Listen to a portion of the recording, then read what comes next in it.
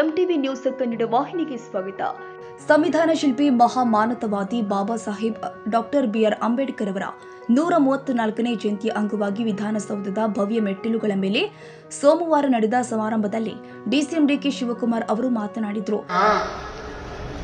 ರಾಮನ ಬಂಟ ಆಂಜನೇಯ ತಂದೆ ದಶರಥ ಮಹಾರಾಜ, ಎಲ್ಲೂ ಕೂಡ ಇದು ರಾಮನ ತಂದೆ ದಶರಥ ಮಹಾರಾಜ. ರಾಮನ ತಂದೆಯ ವಿಗ್ರಹ ಎಲ್ಲೂ ಇಲ್ಲ, ಆದರೆ ರಾಮನ ಬಂಟ ಆಂಜನೇಯನ ವಿಗ್ರಹ ಎಲ್ಲ ಕೂಡ ಇದೆ. ಯಾಕೆ? ಆಂಜನೇಯ ಒಬ್ಬ ಸಮಾಜ ಸೇವಕ. ಹಂಗೆ ಇವತ್ತು ಈ ದೇಶದ ಸಂವಿಧಾನವಲ್ಲ, ಜನರ ಬದುಕನ್ನ ರಕ್ಷಣೆ ಮಾಡಲಿಕ್ಕೆ ಬಾಬಾ ಸಾಹೇಬ್ ಅಂಬೇಡ್ಕರ್ ಕೊಟ್ಟಂತ ಕೊಡುಗೆಗೆ ಇವತ್ತು ನಾವು ಗೌರವನ ಸಲ್ಲಿಸುವಂತ ಕೆಲಸವನ್ನು ನಾವು ಮಾಡ್ತೇವೆ. ಇದನ್ನ ಉಳಿಸ್ಕೊಂಡು ಹೋಗೋಣ, ಬೆಳೆಸ್ಕೊಂಡು ಹೋಗೋಣ.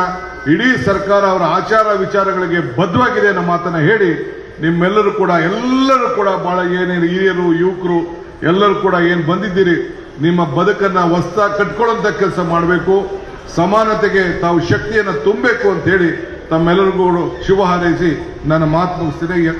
ಎಲ್ಲರಿಗೂ ನಮಸ್ಕಾರ. ಸಿಎಂ ಸಿದ್ದರಾಮಯ್ಯ, ಸಚಿವರು ಆದ ಪರಮೇಶ್ವರ್, ಮಹದೇವಪ್ಪ, ಕೆಎಚ್ ಮುನಿಯಪ್ಪ, ವಿಧಾನ ಪರಿಷತ್ ಸಭಾಪತಿ ಬಸವರಾಜ ಹೊರಟ್ಟಿ, ಸಂಸದ ರಾಧಾಕೃಷ್ಣ, ಶಾಸಕರು ಆದ ರಿಜ್ವಾನ್ ಅರ್ಷದ್, ಸಲೀಂ ಅಹಮದ್, ನಜೀರ್ ಅಹಮದ್, ನರೇಂದ್ರ ಸ್ವಾಮಿ, ಮಾಜಿ ಸಚಿವರು ಆದ ಎಚ್ ಆಂಜನೇಯ, ಬಿ ಸೋಮಶೇಖರ್, ಅಂಬೇಡ್ಕರ್ ಅಭಿವೃದ್ಧಿ ನಿಗಮದ ಅಧ್ಯಕ್ಷ ಮಾಜಿ ಮೇಯರ್ ಸಂಪತ್ ರಾಜ್ ಮತ್ತಿತರರು ಉಪಸ್ಥಿತರಿದ್ದರು.